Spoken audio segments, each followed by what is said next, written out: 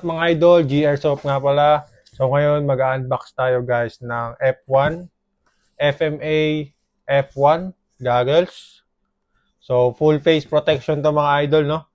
Bagay na bagay sa airsoft or paintball. So tara, buksan na natin.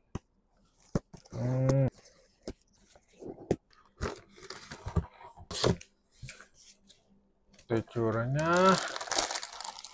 Naka-plastic.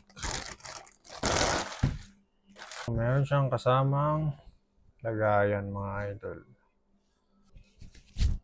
Testing natin mga idol. Susukat natin siya, no? Tignan natin kung ano yung mga sakop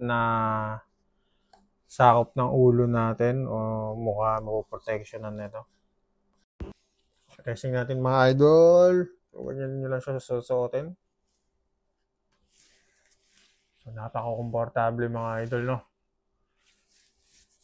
Wala akong nararamdaman na masakit or dumidikit sa balat ko, kundi yung foam lang. So, super kapal. Yan. So, hindi rin siya maalog. Maganda yung kapit niya. Ayan, o. Napakalinaw mga idol. Madalas natin makita to mga idol sa CQB. Meron din ako nakikita na nagsusuot nito sa outdoor. So, ayan, o. Kita nyo, full face protection talaga siya. So, protected yung pisngi, yung bibig. So, yung noo guys, kung mag-helmet kayo, protected na rin yan. Tapos yung tenga natin guys, protected.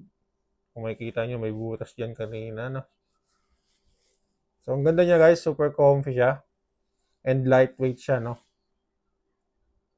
So, sa laki niya, ini-expect mo na medyo mabigat siya. Pero pag sinuot nyo guys, grabe. Napaka-lightweight niya talaga. So, nakalagay naman kasi talaga yun dito sa kanila. Madali nga pala guys mapalitan yung lens neto. So, meron silang yellow lens, may transparent lens, merong specular lens, tsaka meron silang black lens mga idol.